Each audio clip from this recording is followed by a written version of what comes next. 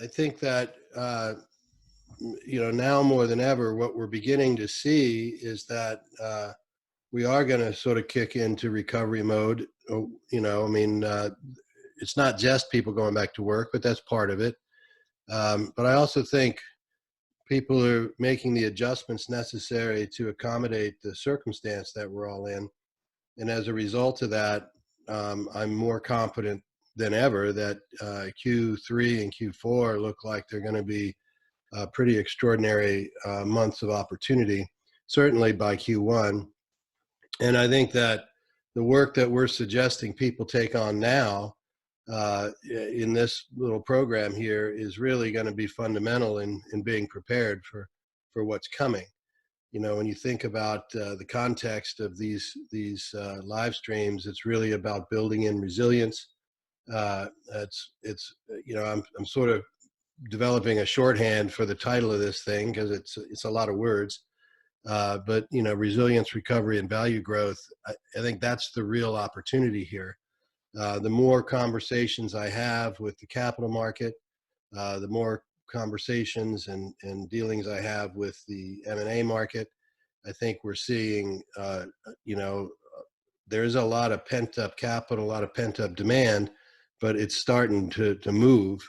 People realize that if there was ever a time to mobilize money and productivity and resilience in business, it's now. And my personal opinion is this whole economy is going to come roaring back.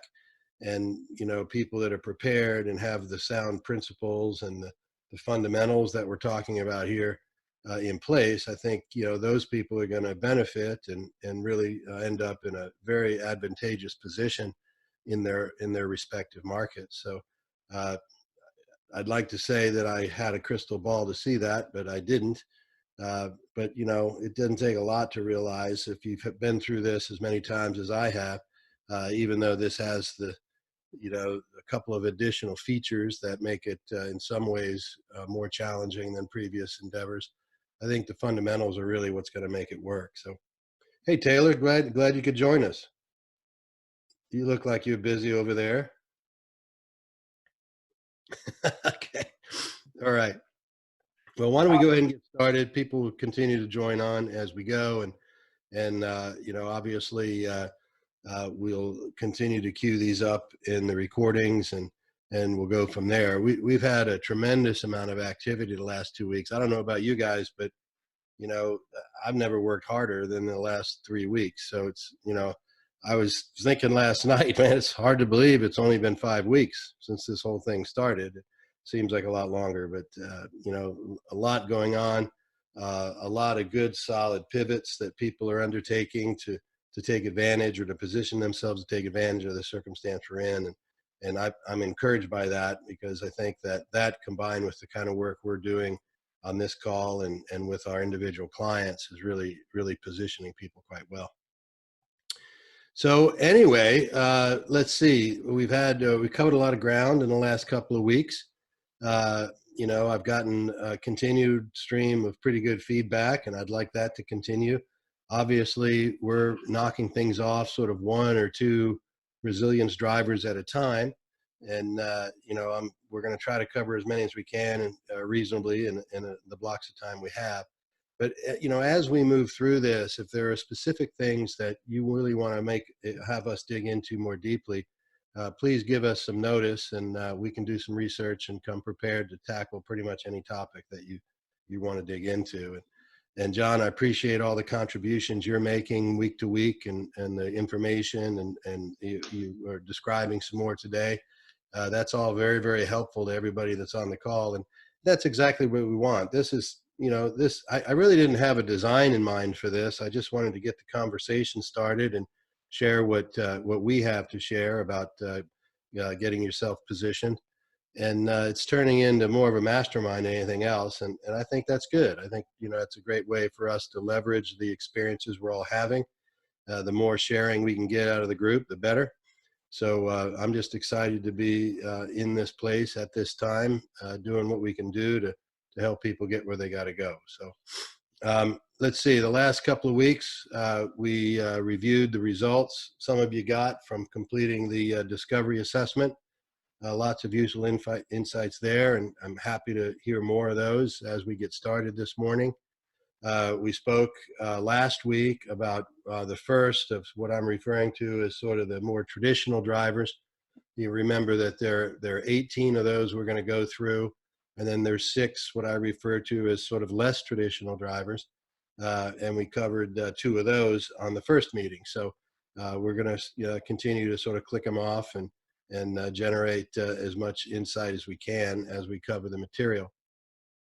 I also announced the availability of the deep dive tool, and then unfortunately I sort of promptly ran into a significant technical issue which kept me from sharing that with you all.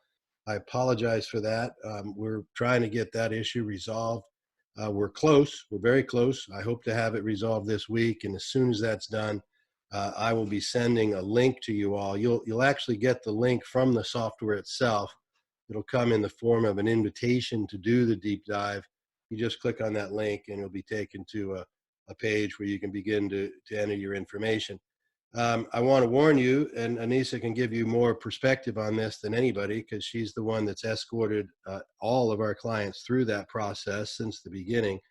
Don't try to do it in one sitting. You want to give the responses some considered thought, and you might even need to go check some things before you respond. The key is that you want to be as accurate as you can, but don't be remain conservative. If you're sort of on the margin between two, my recommendation is you go with sort of the lesser of the two, because that's going to give you the most accurate picture of where you are relative to the 18 core resilience drivers that we're reviewing. So as soon as I have that out there, I'll get it to you. It's pretty close. Then I explained that we did in fact launch the replay page. We'll continue to accumulate these videos there. I'll send the link in a follow-up email, of course, but that's always available on the Zero Limits Ventures website. We've made the modifications there to incorporate that. We've also added, I think about 25 or 24, 25 tips there. They're very short 1 to 2 minute clips that I had shot in an interview that I did in New York some time ago. I'm finding that a lot of people get some great value out of those. Basically, the interviewer asked me a question. We shot my answer to the question in a 1 to 2 minute clip, and we pasted them together in an array. So that's up there on the website. Both of those things are under the free resources tab of the website. So, feel free to go up there and spend some time. Obviously, I look forward to getting any comments you have, any feedback. We're really just trying to make this valuable to you. So anything you can, any of the questions or any other topics you want covered, make sure you share those with me. Anissa, did I forget anything about what we wanted to do here today? I think you covered it. And just to reiterate what you said, Steve, about choosing the conservative response when you're filling out your deep dive. For those of you who didn't get to hear this last week, what we're referring to is when the deep dive's available, which it will be soon, you really want to look at the answers and give the most accurate assessment of how your business is today. So you're actually taking a snapshot, and while you may have had a plan to do something, and you see that that plan is in one of the responses, and you may, just as human nature, right, our tendency to want to see things in the best light possible, say, oh yeah, I have instituted that plan in my workforce and everyone knows about it. Well, the actual truth is you haven't launched it. It's just been an idea. So you want to go with the conservative response that says this has not yet been implemented in my business. And the reason we asked you to have this, to just be really straight with yourself and to be very disciplined about your responses, is because this is the equivalent of stepping on the scale at the doctor's office. You actually want to see what the real number is, so you know what you need to put into place to get to where you want to go. As opposed to on my driver's license every year or every however many years, 5, 10 years, I say, yes, I'm that weight still. So that's the difference.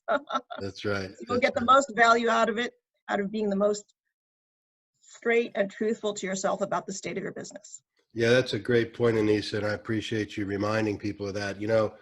We've done hundreds of these evaluations and assessments, and what's interesting is that, we allow the founder to go through the pass, and then as we go through it with them, it's not uncommon for us to bump into something where you have to go back and say, okay, wait a minute. When you did this, you said it was this, but now you're saying it's that. We need to make a correction because we now have an inaccuracy in the data we're looking at. So it's a very data-driven analysis. I think you're going to enjoy it. It's going to give you terrific insights. And obviously, we expect that there'll be some questions along the way as you get started. And we'd love for you to bring those to this meeting. As I said, it's becoming, more of a mastermind type thing than anything else. And part of what makes that work is when people are sharing their own experiences, and everybody can learn and everybody can share ideas and perhaps develop an even more powerful outcome. So before we jump into today's driver, I wanted to find out, does anybody have any feedback, anything that they've experienced in the last week that they'd like to share? John, you shared one a little bit earlier. Anything about the observation you'd make from the discovery assessment that you did? I know most of you and others that aren't on the call today have completed that. So anything that anybody wants to add? Hey, Steve, this is Yeah. Randy. Hey, Randy. Hey. Yeah, question about some of the questions with that. So, as you know, I've been involved with a lot of stuff, but some of the questions, if wanted to have them tailored more for like starting completely from scratch, that you don't have a business platform yet, but you're starting something. As far as some of the questions in the deep dive, can you talk a little bit about that and forming that right foundation? And a lot of those do, don't get me wrong, but as far as some of the questions even from financial standpoint or areas like that. Yeah, no, that's a great observation, Randy, and I appreciate you sharing it. So each one of the queries in both the discovery and the deep dive are accommodated with a goal. So for instance, today we're going to be talking a bit about company growth. There's a goal associated with the metrics.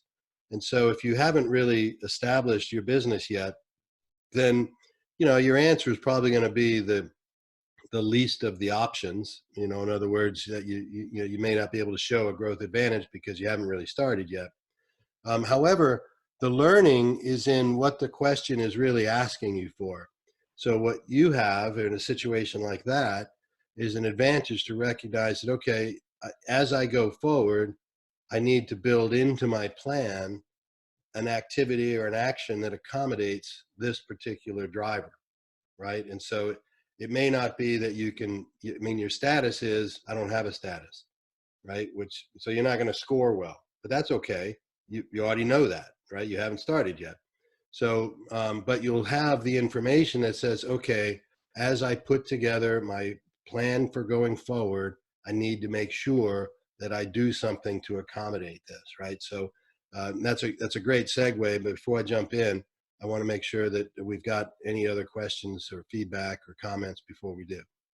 Thanks for that, Randy. I'll give a good illustration of that right here in a minute. Anything else? Hi, Steve. This is John again. Yes, John. One thing that I came in across this last week, and once again, from people who are in the mergers and acquisitions field, they're starting to add line items into their assessment and queries of businesses that they're going to be looking about. So it's going to be a line item about COVID.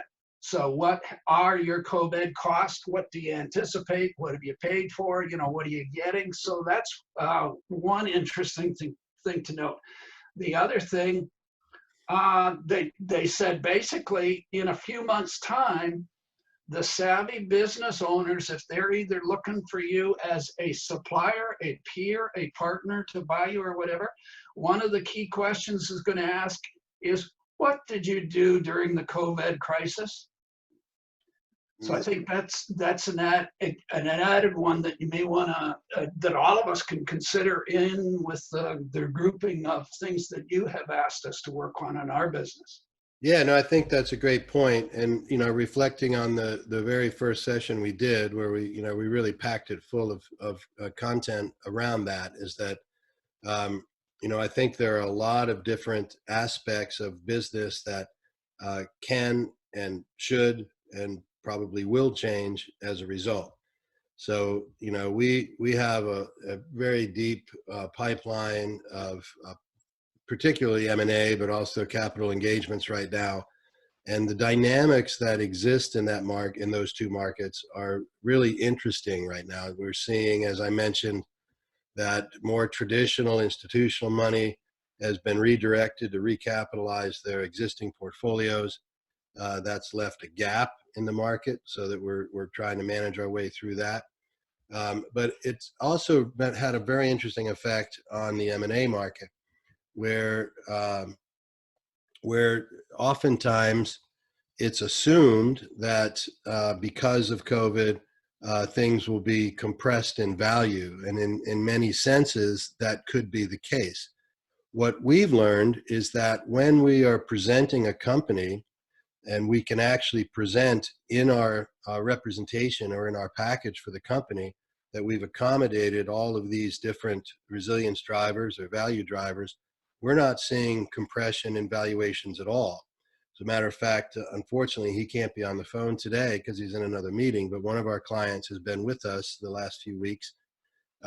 And we've actually just verified a 120% value gain during this process or during this experience, simply because he had accommodated, he had addressed each of these areas, and is within the top 2 or 3 states in each of the deep dive analysis points. So, to me, that's terrific validation of exactly what we're saying.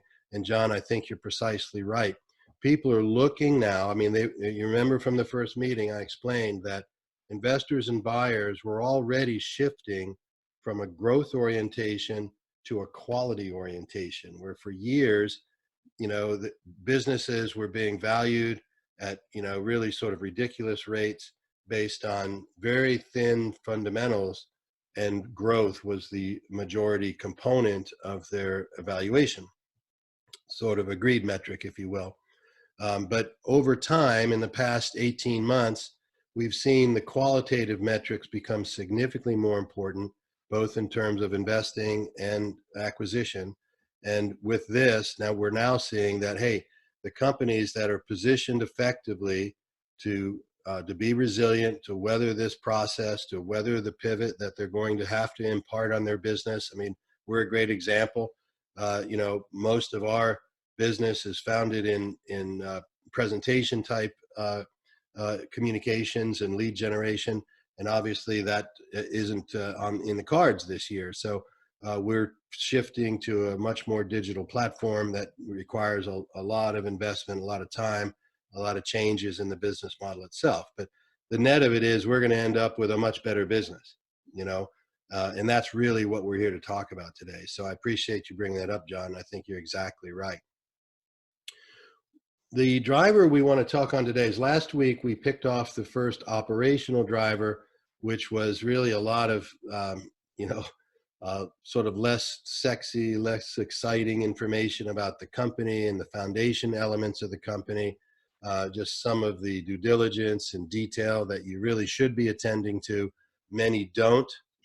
I did a survey the other day of business owners, and as I expected, about 85% of them really didn't attend to things like corporate compliance and governance. I mean, you register your company with your state corporation commission, and they send you a great big notebook, and you promptly throw that in a shelf and you never look at it again. But to be clear, there's a reason for the existence of that document, and you really want to make sure that you're attending to those details, not just in terms of due diligence later for either capital or acquisition, but more importantly, because it's going to be the forcing function that causes you to attend to the appropriate details of your business. So it not only sets up a firewall for your personal assets, which of course is important, but it also is another way that you can attend to the qualitative details that create more resilience, put your business in a more solid foundation, and position you for really significant value growth, as we emerge from this whole situation. Today, we want to take on the first market driver.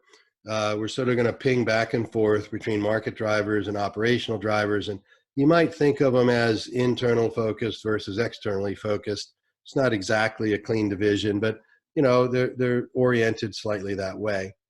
The first market driver we're going to talk about is growth, and there's a few aspects of growth that we want to attend to, and there's a lot of conversation in this section about documentation, and that's really, unfortunately, it's, for people like me that are not detail oriented, and many entrepreneurs, that's sort of the more mundane piece of this, but it's critically important that you do this work, not only because of the documentation, but because, again, it's a forcing function for you to actually do what's necessary to understand your growth characteristics. What is your company actually oriented to do?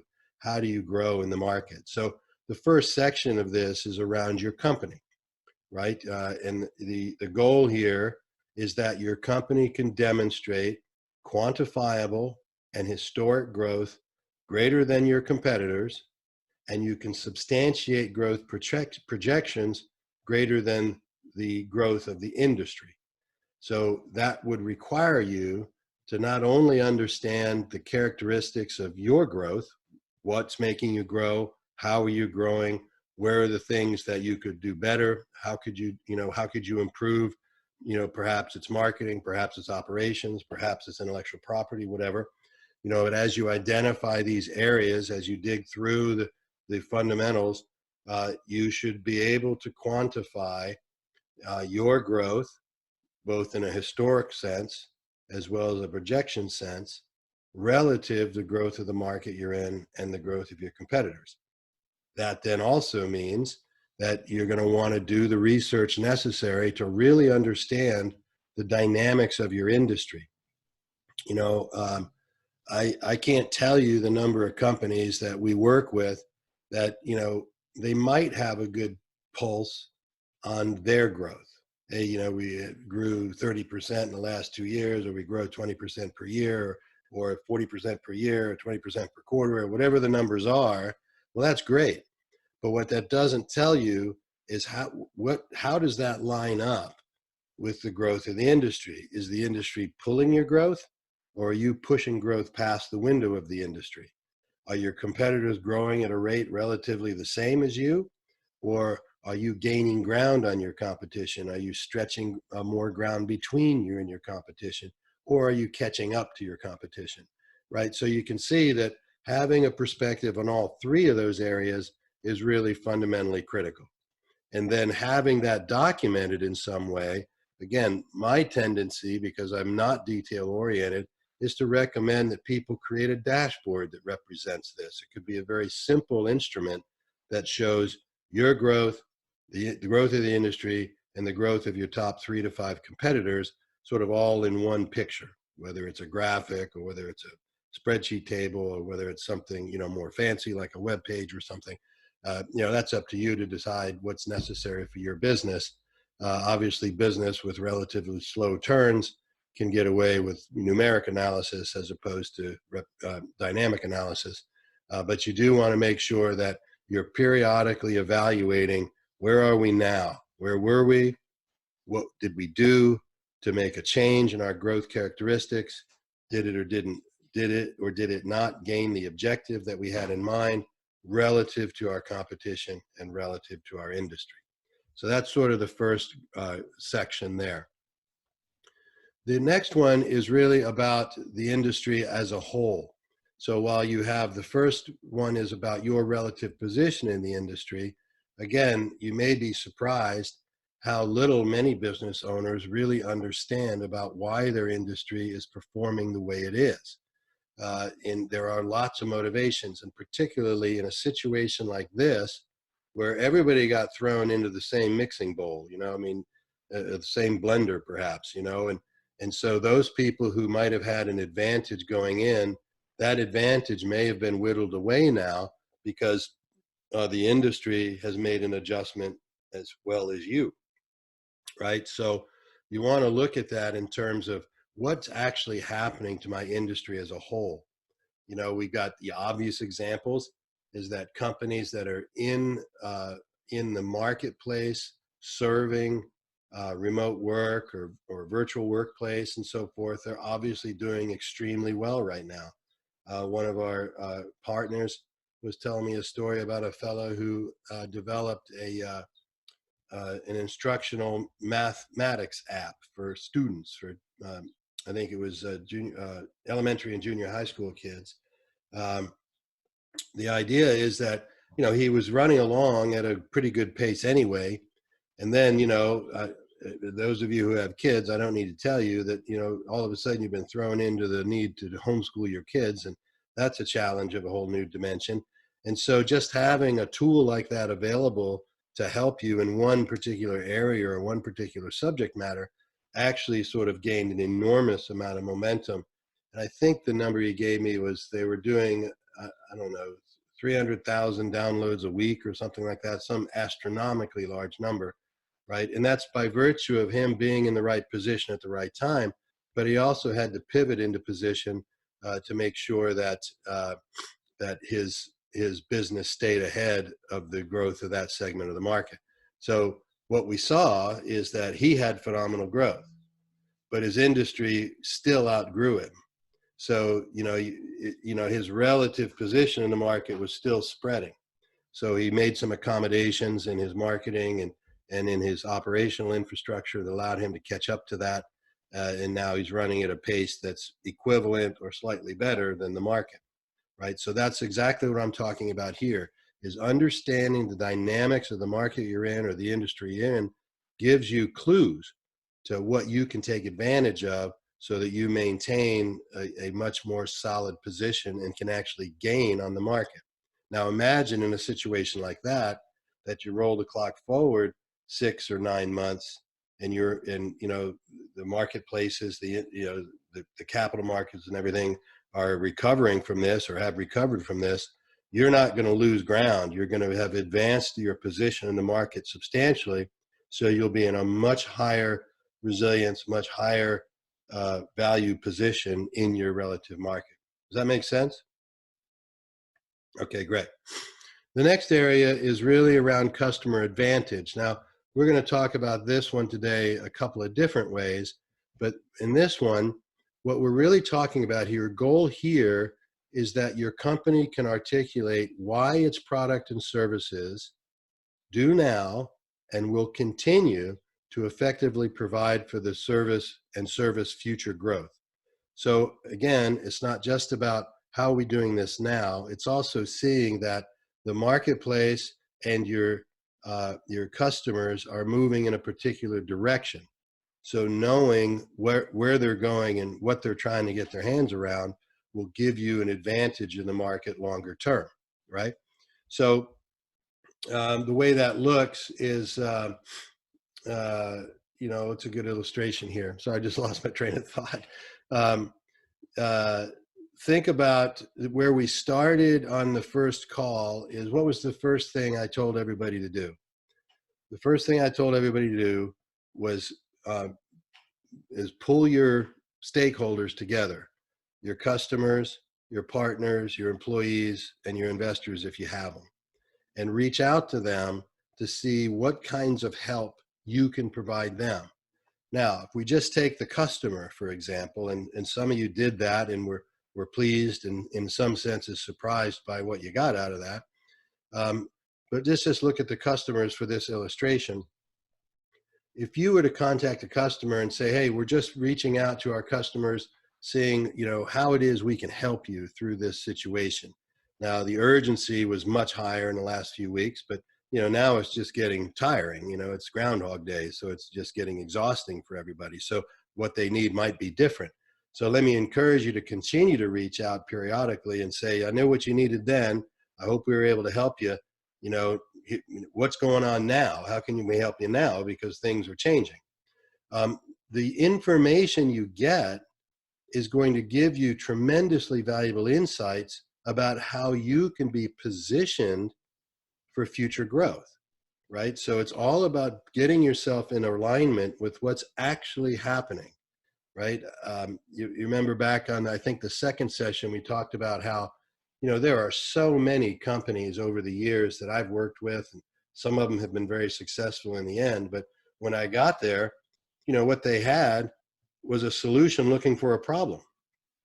You know, somebody had an idea, they, you know, went out and they built something, and then, you know, they started to go to market with it, and no one had ever asked anyone in the market, you know, is this a problem you even want to solve?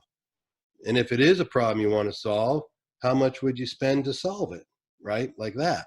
So, I mean, that's just good, solid market research, but you might be surprised how many companies don't do that research in the start. So what I learned was that the easiest way for me to get those companies back on the rails and actually producing significant value growth was to just go out and talk to customers. And in many cases, the former executive team wasn't thrilled about that idea. But what we found was that we'd built something that nobody cared about. You know, so, you know, I remember talking to Office Depot one day, and we had this instrumentation that would show him, you know, how his inventories were turning in real time. And he said to me, he goes, this is really incredible technology. I mean, what you built is amazing. That's true. But I don't order materials in real time, so I don't need to see the status of my inventory in real time. I need to see my inventory turns and make inventory decisions on a monthly basis, not an hour by hour basis. So having instrumentation that tells me I'm about to run out of paper clips doesn't do a damn thing for me. But telling me a month ago that if I don't do something, I'm not going to have enough paper clips, that would have helped me. Okay, right?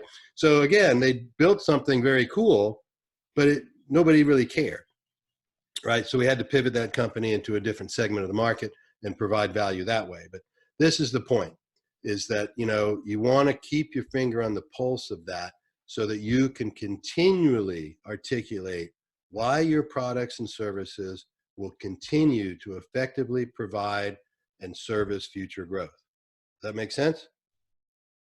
I think if I can call you guys out, Matt and Missy, I think this is particularly important for you guys, right? Because you're in a very, very solid position with a very solid advantage in your product itself. And you've got lots of potential opportunity, lots of potential channels, but you want to continually evaluate what is the dynamic shift in the customer behavior and what is going to continue to give you an advantage position with those customers. That makes sense? Definitely. No, absolutely, for sure. You see, and what you were saying about market research, it was interesting because when we were launching our product, we did thorough homework and hired a focus group out of Chicago and did the 3 groupings, and we wouldn't be where we were today if we didn't do that initial research on the market. Right. And as I recall, your research was pretty broad-based. It wasn't just market, it was what's the behavior of the channel? What is the channel want? How does exactly. And it was 3 different segments. You know, it was millennials, it was people, because it was the initial product, the phone grip. So it was people with cases, without cases, millennials, and the information was valuable. Yeah. You know, it just occurred to me, and I'd like to take a little segue if I could. Would you guys mind sharing with the group what you do? Sure. Yeah. I actually happen to have a lot of it here. We manufacture non-slip solutions.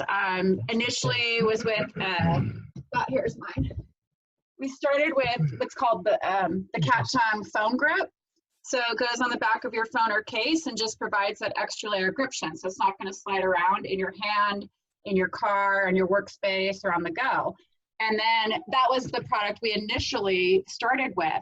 And then we found the market was really loving our material, and we were getting inquiries into our customer service. Can we put this, can I cut this and put it on my son's hearing aids?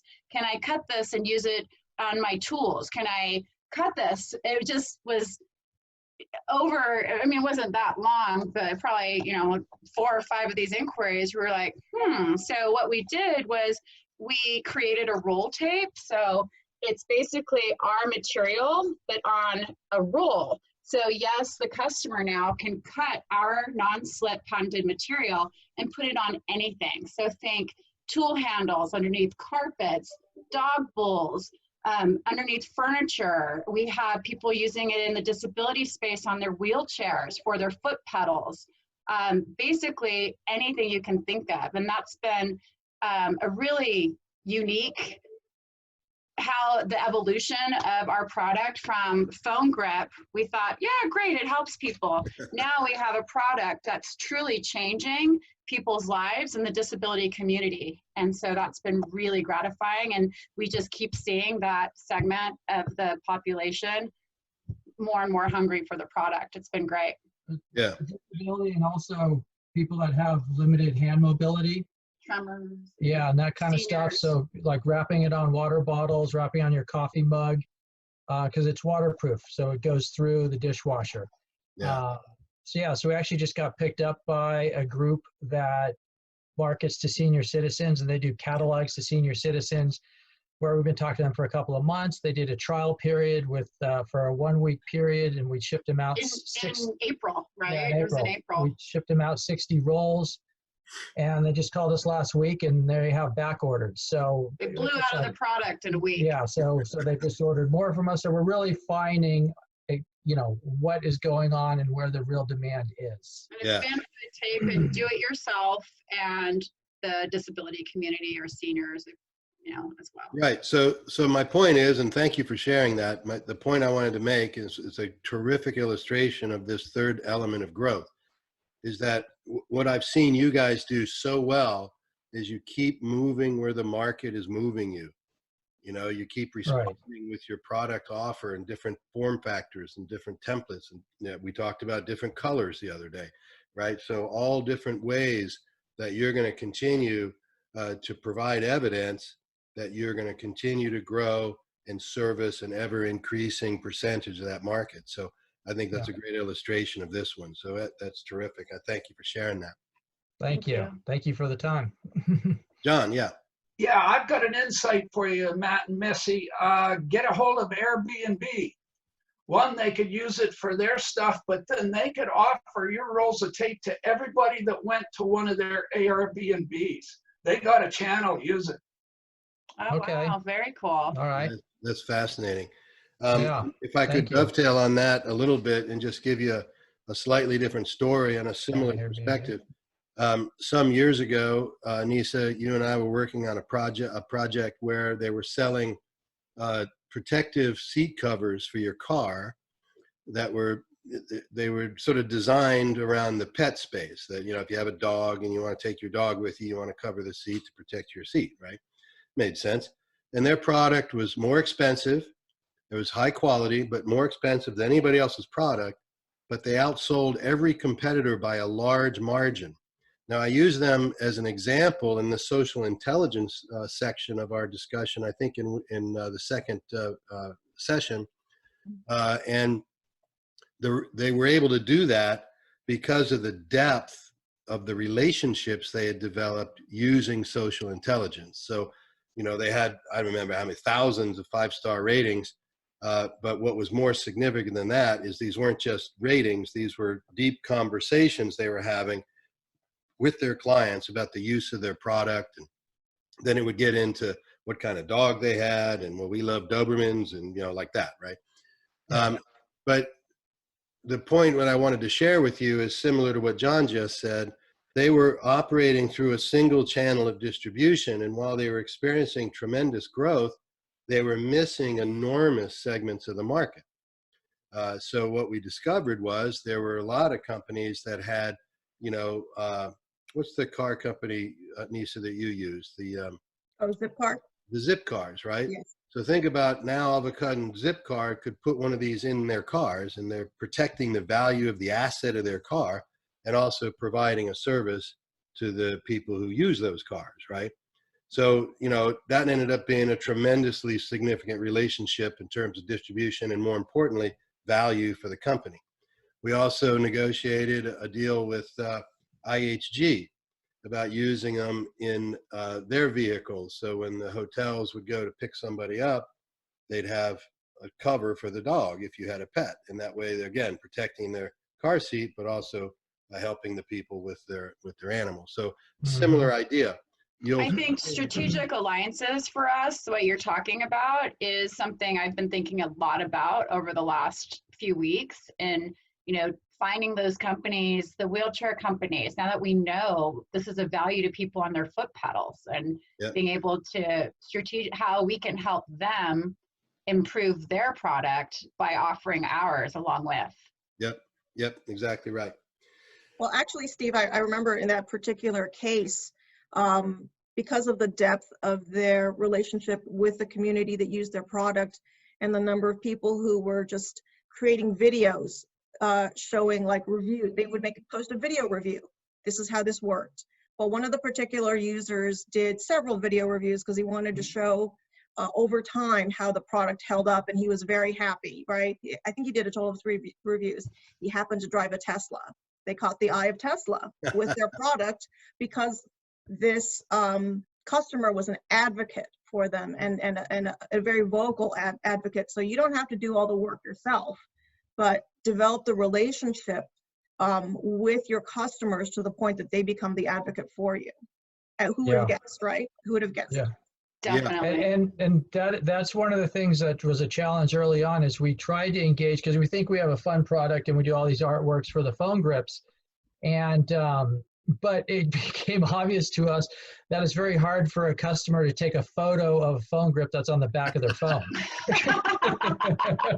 So the engagement, you know, never really kicked off in that sense. But now that we have the roll tape, where, like Missy said, people are putting on all kinds of things, we're really focusing now on trying to get the customer base to send some clips in and some, you know, stuff that we can put on our Instagram, and because it is easier for them to photograph it.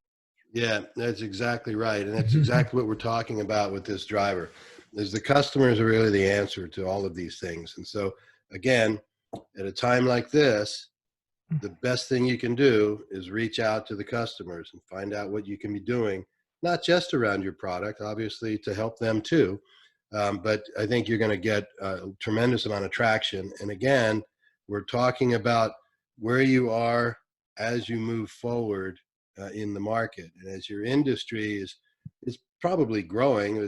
I don't know this, but I would suspect it's not really vertical growth. It's probably pretty nominal, but you're growing within that market very aggressively. So your growth is much more vertical.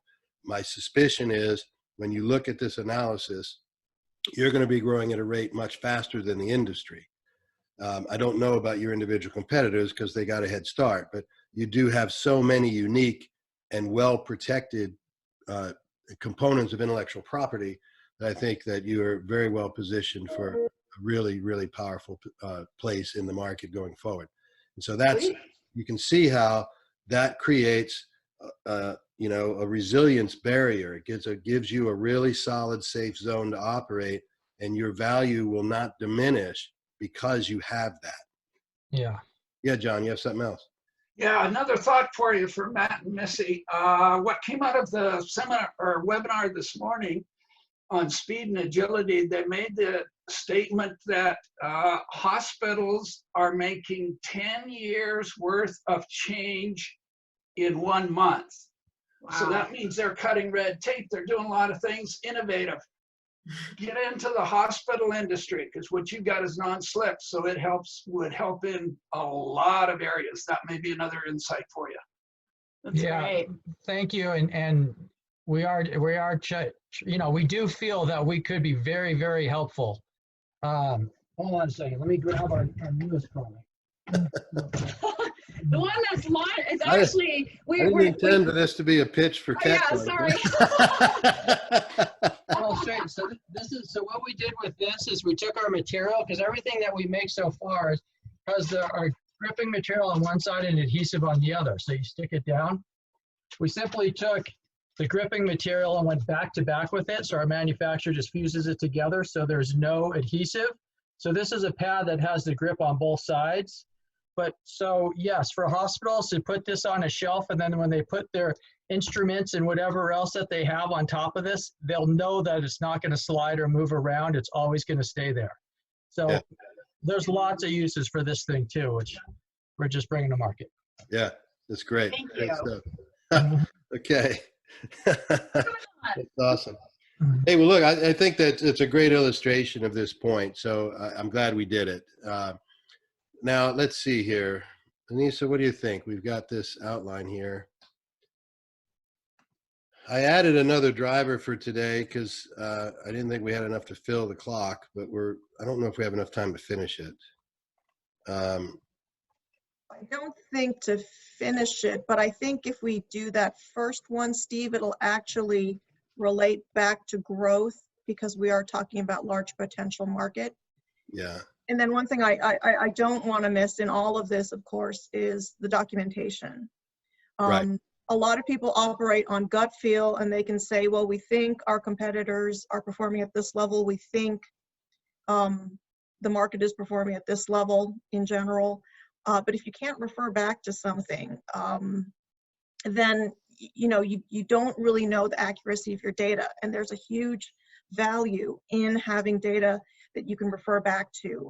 So part of that dashboard that Steve referred to earlier, you can start collecting the links, if you belong to industry associations, those reports, the annual reports that they release, survey results, anything that you hear about your competition, collecting that as data and having it to refer back to, recording the interactions with your, not recording like this, right, but writing down, capture the interactions that you've had with your customers that have led to a significant shift in how you've been selling your products. All of that needs to be captured and recorded somewhere so you can have it to refer back to as actual data versus gut feel. So I think if you did the first one, Steve, we could do that justice with the time that we have left, the large potential market.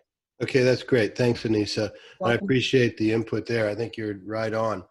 As a great example, again, sort of reflecting on what the presentation you just gave us, Matt and Missy, when you think about it, you've got lots of applications for your technology. And if you began to measure, just track, which ones of those have the broadest base of application as you engage the market, you'll be able to see where your investments really need to be made for growth, right? So things like that. Likewise, if you're monitoring how the industry is performing as a whole and how your competitors are performing relative to the industry, what I'm suggesting is that you come up with those critical metrics that are relevant to your business. It could be units, could be dollars, could be applications, whatever it might be. And then, having a dashboard, whatever form that takes for you, again, is a forcing function that causes you to be disciplined in your approach. So that, if you do it once a month, then there's an hour a month that you spend evaluating a report that might be published by your industry. For instance, we use a lot of reports. I have an organization called PitchBook because they provide us some perspective on, at least their perspective on what's happening in the capital and acquisition markets. We don't take it as verbatim, right? But we get key trends, key indications of trends that we can then use to evaluate where are we positioned relative to that trend. Are we moving in the right direction? Are we already ahead of that? Are we behind? That kind of thing. And so this is an approach that drives discipline is about the best thing I can tell you about actually attending to these things on a regular basis. Even if you didn't build a solution looking for a problem, which you guys did not do, you started with a problem and you built a solution, which is the best way to do it. Even if you did that initial research, what I'm encouraging you to do is continue with the research. Don't assume that the research holds and everything is linear from then on, because it's not. You want to make sure that you see what's happening right now, and then next month, what's happening right now. And then you're able to pivot and make adjustments to what you're doing accordingly. That's going to give you exactly what we're looking for: resilience, growth, and value growth at the same time. All right, the next major driver is categorized as large potential market. It has a number of components. I don't think we'll get through all of them. We only have a few minutes. But the first one is really an understanding that your market actually supports significant growth in your business. Now, I know that sounds obvious, but let me tell you, the number of business owners I speak to, you say, well, you know, who's your customer? Well, everybody needs what we have. Well, we know that's not true, right? So what that says is you really don't know the size of your market, right? So you want to understand it's not the total available market, it's your market. What are you selling into, right? So again, I don't mean to keep using you guys, but it started this way, so it's a good application. You know, we've had many conversations about all the different vertical potentials and which ones of those actually indicate market advantage for you versus being just another product on the shelf, right? So obviously, if you understand the size of your market, the market that's available and reachable by you, you're going to have a much more strategic position, and you'll be able to have a conversation with someone who might be interested in capitalizing or even acquiring your business, or you're looking at a qualitative perspective of your business. You'll be able to have a real conversation that says, hey, you know, we know that there's these 5 application markets for what we're doing, but these 2 are very difficult for us to get an advantage in. We could eventually take an advantage position, but we know these 5 or these 3, we can already grab an advantage position, and we can take that, claim that market. We used to use the term beachhead, right? Is we're going to go get this beachhead and own it, and then we'll look at another place on the beach, right? But first we're going to own this one, and we're going to dominate this one, and then branch on to the next one, right? So this is really all about doing the research necessary to recognize, here are all the market dynamics that exist. Here are some number of market subsets or subsegments of the market that we feel like we can dominate and own. And we have the data that says we know the growth characteristics of those markets, and we know how our growth characteristics line up with those markets. Does that make sense? Anissa, did you want to add something?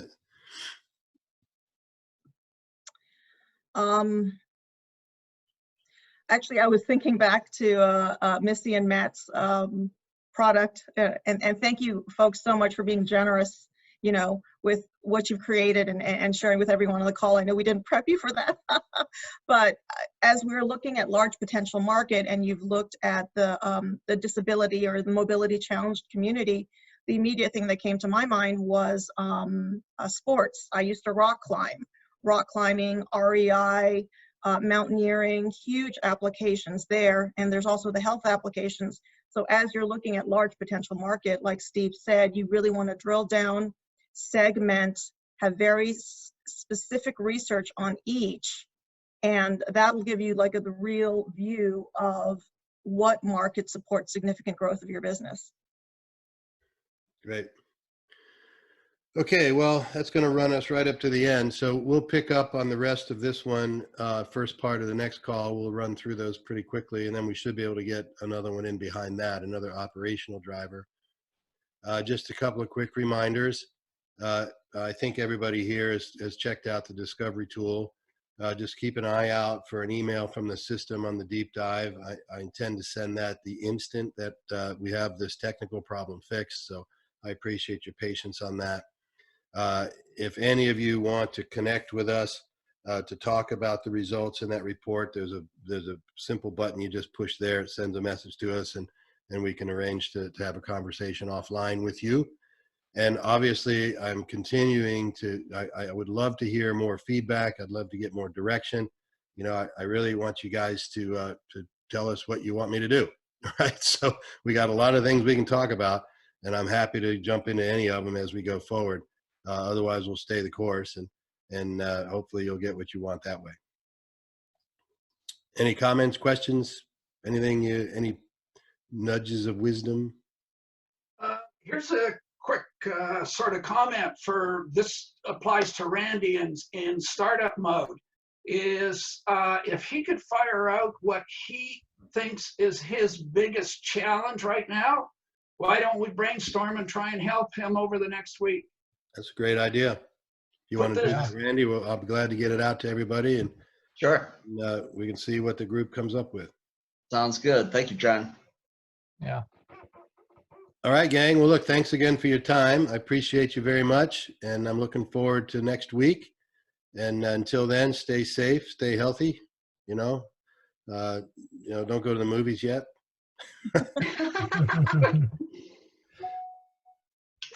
All right, gang. Thanks, everyone. Thank Take you care. so much for your time. Thank you. Thanks. Bye-bye. Bye. Yeah. Thank you.